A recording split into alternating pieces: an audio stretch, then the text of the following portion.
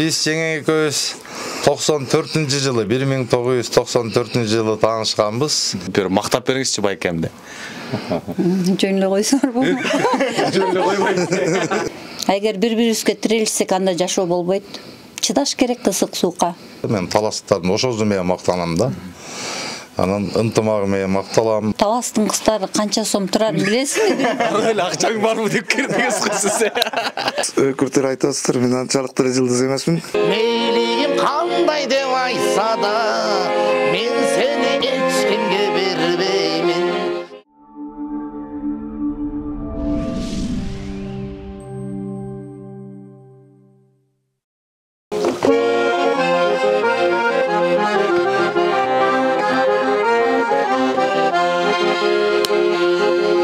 Toyum boyulup baratsa,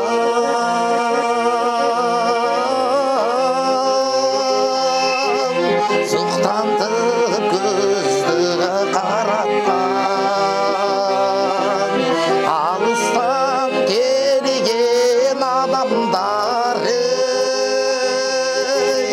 кеткиси да келбейт ай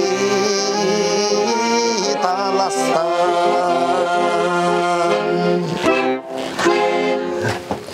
Кол чабуулар болсун. Дайыр жолу ассаламу алейкум, урматтуу Соло ТВ YouTube каналынын көрүүчүлөрү. Биз акыркы 2-3 күндөн бери ушул Талас облусун кыдырып саякаттап жүрөбүз.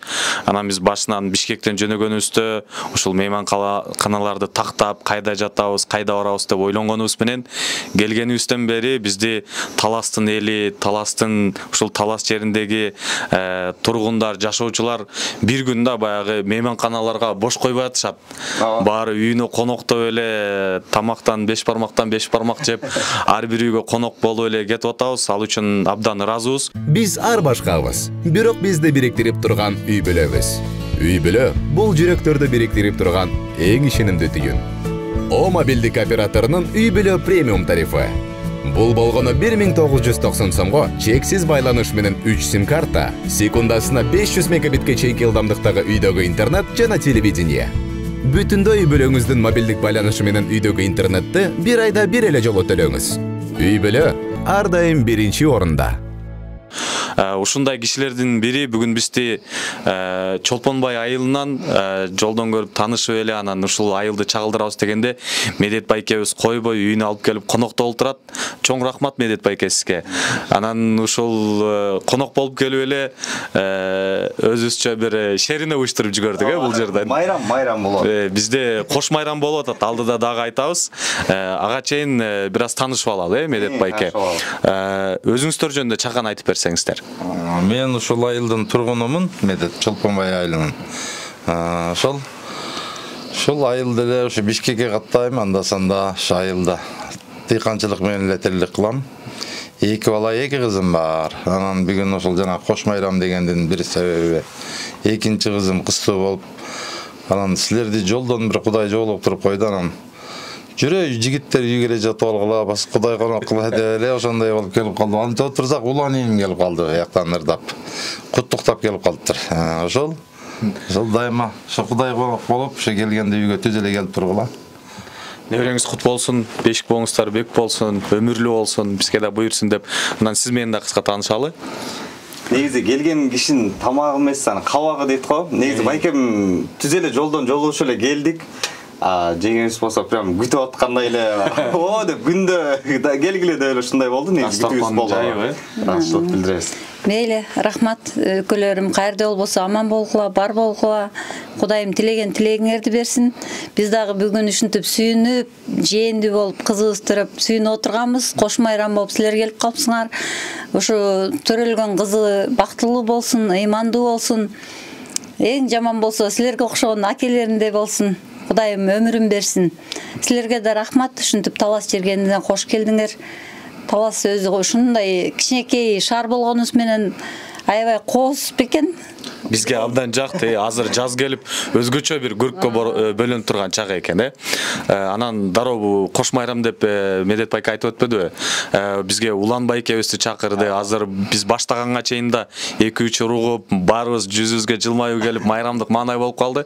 Улан байке сизге сөз уталы, кыска куттуктоо айтып анан дароо бир шиңгилиңизден кошсоңуз. Улан байкебиз болсо ушул Талас өрөөнүндө эрке бала кызматын кылат. Жергиликтүү жылдыз, Талас өрөөнүндөгү мынакей ырчы, тамада, аккордеон жана Ямаха ушул бардыгын коюп, мынакей ошол жакта эрке бала кызматты кылат экен. Бүгүн да жакшылыктан кантип Улан байке эсептесин. Негизи эле Таластагы жакшылыктар Улан байке жок өтпөйт экен көп, Бүгүн демек мынакей неберелүү болуп атат, мынакей байкебиз куттуктап бүгүн байрам кылабыз азыр. Өрбелек сынабыз. Мен байкем, жеңем бір неберелүү болушуп бүгүн сүйүүмөнчүлүгү коюнуп атпай турат. Мендер тең бөлүшүп, ушу мен жеңем менен байкем арнап неберем дегендерди жазап берейин. Байла гана. Болсун ба.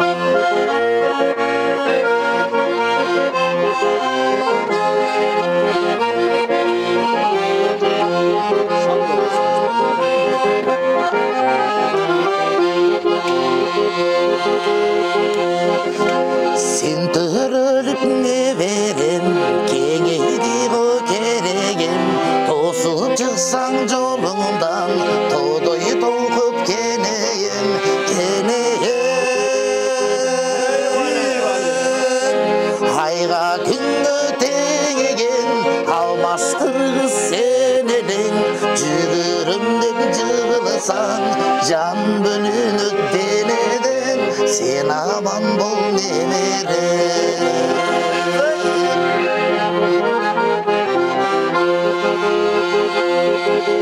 Açıp gözün bulaktın, ata yolun ulağın.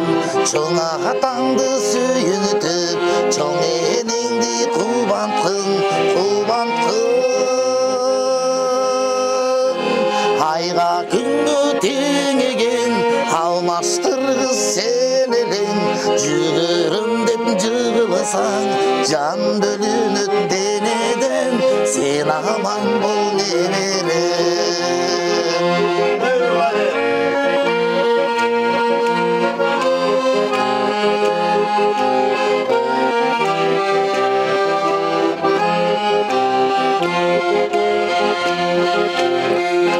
Ala todoy biyik bol, ak kalpakтай uluk bol.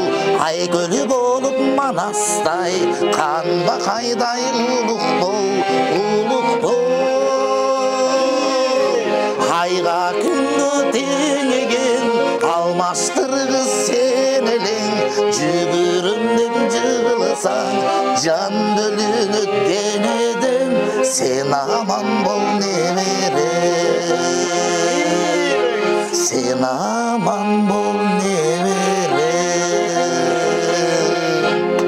Жолдар болсун. Не болсун Дагы бир жолу небереңиздер кут болсун. Анан азыр буйрса мына балдарыңыздар, кыздарыңыздар бар экен, неберелүү болуп отурасыздар. Анан мунун баардыгы башталышы жеңем экөөңүздөрдүн тарыхыңыздарда. Ошол кезде бир эске салып, балдарыңыздар да сураса айтып жүрсөңүздөр керек. Сиздер кандай тааныштыңыздар эле? Сиздердин сүйүү баяныңыздар кандай башталды эле? Ушундан келип Чындыктык эң башкысы, бул да тарых дегендей. Байке сизден баштайлы. Атына канча айдаган деген ырлар. Биз жеңең экөөбүз 94-жылы 1994-жылы таанышканбыз. Ушу май айларында ошо менен ушу шаарда жүрдүк. Жаштыкка сагесте 23, 22, 23 жаш. 95-жылы, 94-жылы уже 22 жашта экем да. Анан ошо менен сүйлөшүп жүрдүк. 95-жылы 5-февралда үйлөнгөнбүз. 5-февралына чейин эстекен байке. Анан быйыл 30 жыл болду да. Биринчи ошо Бегимай деген кызым 2 балалуу болуп калды, 2 жээндүү болуп калдым, 1 бала 1 кыздуу. Андан кийин Надинай деген кызым ошо Москвада иштеп жүрүп, Астраханга турмушка чыккан былтыр. Ошол кече 18-inde кыздуу болду, сүйүнүп отурабыз. Силерди Кудай айдап келди окшойт. Бул жөн эле келүү мындай неме эмес, бул Алланын өзүнүн каалоосу болот да. Bir konuktordu gütüp oturganda oturup özümçe bir konuktor kelet boş керек деп oturdum. Sizler Kuday konuk bolup kelip kaldыңар да. Бул да Алланын өзүнүн жиберген нерсеси. Андан кийин 2 балам бар. 2006-2009 жылы бир чоң балам Москвада, азыр эжесинин жанында, ошол жакта иштейт. Кичүү балам экөөбүз үйдө дыйканчылык кылабыз. Жеңең менен 30 жыл өмүр сүрдүм. Эки жакшылыгыбызды шыгыза бирге, жамандыкты да бирге чогуу шери шаргак болуп, Кудайга шүрүп жакшы жашап келип атырык. Балдарды тарбиялап, кыздарды тарбиялап. Азыр биз отуруп баягы сиздердин 30 жыл дегениңиздерге суктанып баягы ичимден тилек кылып атам да, ушул сиздердикидей өмүр, сиздердикидей сүйүү бизге да буйурсун деп. Анан жеңемден сурагым келип турат. Байкем, сиз жаңы көргөндө жаштыгында кандай жигит эле бир эске салалы. Бир мактап бериңиз. Анан сиз 30 жылдык өмүрүңүздө дагы кандай жакшы сапаттар менен ачылып бир мактап бериңизчи Байкемди. Жөн эле койсоңор болбойт. Жөн эле койбойт. Жөн болбой калды ушул жолго да карап. Не дейлем, ошо 30 жыл өмүр сүрүп келатабыз. Кудайыма миң мертебе шүгүр. 2 бала, 2 кызды таптык. Эми өнтүп небере, чөбөрө, чөп башы көрөбүз деген ниетибиз бар. Аллахым кааласа. Жалаң эле көбүнчө Кудайым бизге жакшылыктарды насип эткен экен. Жалаң эле жакшылыкта жүрөбүз. Эми жаман менен жакшы бир жүрөт дейт. Жамандыгыбыз аз болсун, жакшылыгыбыз көп болсун. Ушинтип балдарды таап, балдарды өстүрүп, окутуп, чокутуп, билим берип, ушуларга тарбия берип келип атабыз. Байкеңе миң мертебе шүгүр, ушул күнгө жеткизип экөөбүз чогуу ысык сууктун баарын көрүп келатабыз. Ушундай ынтымакта бактылуу өмүр сүрүп келатабыз. Кудайга шүгүр. Эч кимден кем эмеспиз, артта эмеспиз, астыда эмеспиз. Эми мен силерге айтарым, биз жашаган жашоону, биз көргөн жакшылыктарды силерге да каалайм. Көп балалуу, чакалуу болгула. Кудайым насип кылып, мындан кийин дагы бат-бат келип, жакшылыктарга күбө болуп жүрө бергиле. Буюрса. Анан азыр бир олуттуураак суроо бергим келип атат да сизге. Ушундай 30 жыл түтүн булатышта негизи айрыкча азыркы жашоодо эки жаштарга деле оңой эмес болуп калды да. Ушул 30 жылдык өмүрдү баягы бирге түтүн булатып сактагандын андан ары да буюрса 50, 60, 70 жыл жашагаңыздар ушундайды каалайм сиздерге. Бирок ушул 30 жыл, кеминде 30 жылды жашагандын сыры эмнеде? Үй бүлөнүн кутун качырбай жашоодо сиздин жеңе катары баягы апа катары, эне катары кеңеш сурагым келип турат да көрүүчүлөрүбүзгө.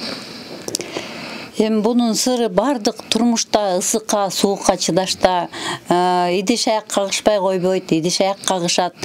Ошондо кичине эркегиңдин ачуусу келгенде аял сабырдуулук кылып, тынч оозубузду басып койсок эле жашоо улана берет. Эгер бири-бирибизге тирелишсек, анда жашоо болбойт. Чыдаш керек ысык суукка. Кыздар уктуңар деп койсок ушул жерде да. Эми Улан Байкеге да сөз берейин буюрса. Жок, Байке бербей кое албайбыз деп. Эми негизи мен өзүм Лейлектенмин.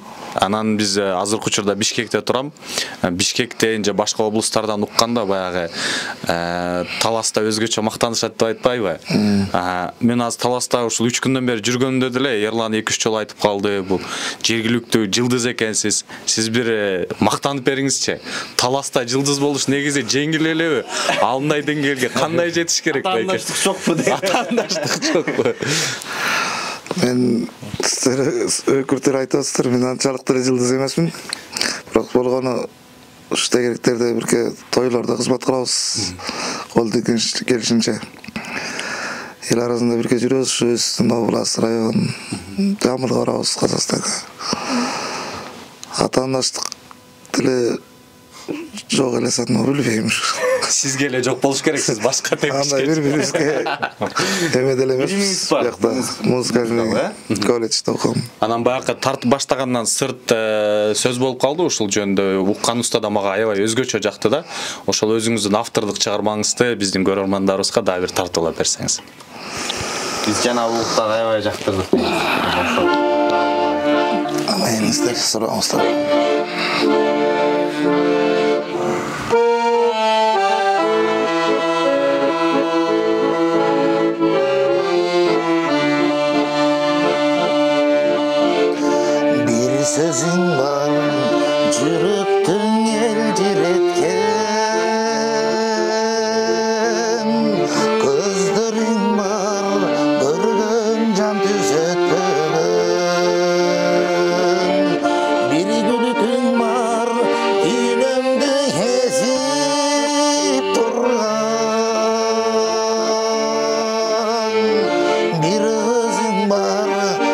башымды бүт өзгөрткөн бұл күндерді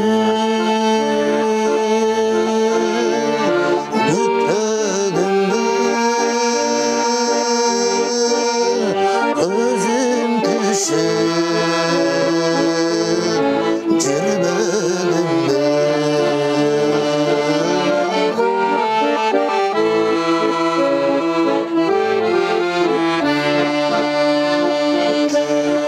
қандай қарең қапталдан қарап қалдың қайчылас жол қапелет басып алдың қандай сезім өзіне тартып тұрған кезде шығып жетпей қайра бардым бұл күндерді күтпедім бе көзім түшіп жүрмедім бе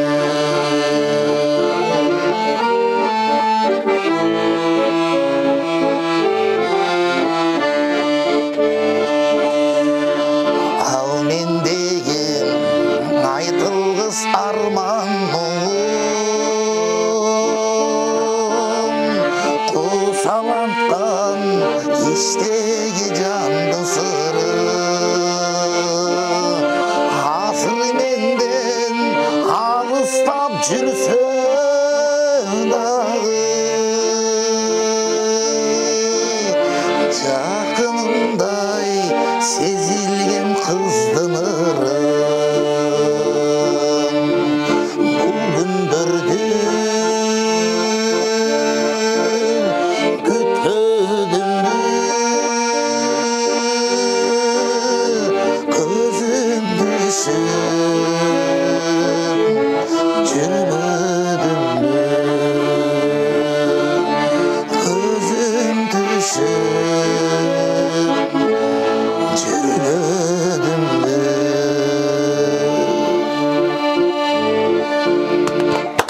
Чабар болсын. Браво. Мен баяғы жетпей қалған сүймеске келіп қиналып кетті да десең. Чоң рахмат. Өнеріңіз өркүндөп, талантыңыз тағы да ташқындай берсін дейбіз. Анан баяғы сізден сұранып кетпедім башындачы біраз мақтанып беріңізші деп. Эми байкеге кайрылгым келип атат да. Мактаныңыз дегенде жакшы мааниде. Сиз ушул Таластын тургуну, Таластын жигити катары башка жактыктар, башка өлкөлүктөр болсо да Таласта эмне бар же Таластын эли эмнеси менен кыйын деп суранса, кантип айтып берет элеңиз? Бир жакшылап мактанып бериңизчи. Баягы мындай да таластыктар мактанчак анан өпкөзү жок дей берет да. Бул билбейм, бул сыртка чыкканда ошондой нерселери байкалат болуш керек. Атак Таласка келсеңер көп Кудай конокторду узаттык да. Оштон балдары да ушинтип жолдо калып калганда келип алып келип ошондо таң калышканда, ой тобо Таласта да ушундай Кудай коноктурда турган ушундай таластыктарды башкача элестетип жүргөнбүз депчи. Анан Таласта өтө мындай сырттан келген конокторго сый мамиле жакшынакай кылып тосуп алып узатып берет да. Мен таластыктардын ошосу менен мактанам да. Анан ынтымагы менен макталам. Маназ атабыз жер деген жер, Чыңгыз бабабыз дүйнө жүзүнө таанылган жазуучубуз, дүйнөнү дүңгүрөткөн Кыргызстанды таныткан Чолпонбай атабыз баатыр Союзда ошо 45-жылы дүйнөдү дүңгүрөтүп дузотту төшү менен жапкан агаларыбыздын бири. Ошол мен ошолор менен мактанам да, сыймыктанам. Мындан артык эмнени айтышым керек түшүнбөй да дебесизби? Туура да ушулар бар үчүн мактанып айта алсаңыздар болот. Анан жеңем, мен мисалы Лейлектин жигити катары, башка облустан болгон катары буюрса деп жакшы ниет кылып атам да, ушул Таластын бир сыйкайган бир сулуу кызына жактырып, жакшы көрүп калсам, Таласка күйөө бала болуш үчүн мен кандай жигит, кандай мырза болушум керек? Эми көп эле интернеттерден көрүп жүрөбүз, таластын кыздары канча сом турарын билесизби? Эле акчаң барбы деп кирдиңиз го сиз. Бизде ушинтип айтат да, көбүнчө таластын кыздары кымбат дейт да. Мен карап туруп, таластын кыздары кымбат деле эмес. Баалуулугу менен кымбат, акылдуулугу менен, сымбаттуулугу менен. Эгер сени Кудай Таалам бизге насип кылып койгон болсо, сен ушу турушуң менен эле батасың, таласка күйөө бала боло аласың. Коркпой эле кой калыңыбыздан. Болду, жарайт. Таластан бир кыз жагып калса, дароо эле сизге келейин, чогуу барып буйрса Кудай түшөбүз. Чоң рахмат. Ооба, ушу менен. Менче аябай бир көңүлдүү, жүрөккө жакын, баягы чын дилден отурган бир отуруш болду, майрам болду, кош майрам болду. Чоң рахмат сиздерге. Үйүңүздөрдөн ушундай береке качпасын. Баягы мен үйүңүздөргө киргенде эле бир башкача жарык сезгендей болдум. Бул баягы калп айтыш же жакшы көрүнүш эмес, чын дилимден айтып атам да. Менде биринчи жолу болуп атат. Ушул көчөдөн келип атып эле анан таанышып, койбой үйүнө алып келип коноктогончу. Чоң рахмат сиздердин үй бүлөңүздөргө дагы бир жолу. Анан Уланбай экебиз, сизге да чоң рахмат. Анан жана чын айтайын, интернет тармагынан сиздин азыркы автордук чыгармаңызды укпап турмун да. Жарыяланган болсо айтыңыз, жарыяланбаган болсо кыска убакта жаздырып сөзсүз түрдө чыгарыңыз. Аз эле дегенде бир 10.000 просмотрун мен кайра угуп атыпчы толтуруп берем деп бир айтып өтсөм болот да. Анан жыйынтыктоо катары сиз ошол жалпы биздин жамааттын атынан көрүүчүлөрүбүзгө кайрылып, дагы бир шеңгел ыр менен жыйынтыктап берсеңиз болот. Булар өзүм деле ойлойм, бул силерден башка эл болот элек. Эксклюзив. Буюрса дагы аста дагы чыгара беребиз. Бирге чыгарууга аракет кылып баштаганбыз. Ар күн ырдап, ырчыларды ырдап жүрдүк. Көрөлү деп бир көргөм. Ошондой. Эми силерге да рахмат. Алыстан келип кылган бир ырды силер үчүн аткарып берейин эми.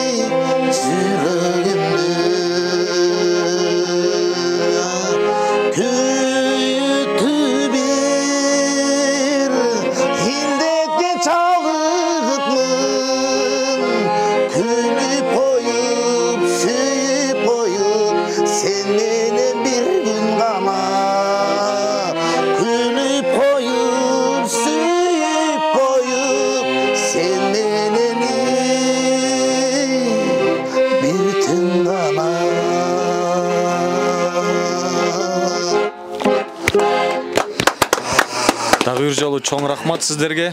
Ал эми көрүүчүлөрүбүзгө биз менен бирге болгонуңуздарга ыраазычылык билдиребиз. Элибизде, журтубузда дайыма аманчылык жана тынччылык болсун дейли.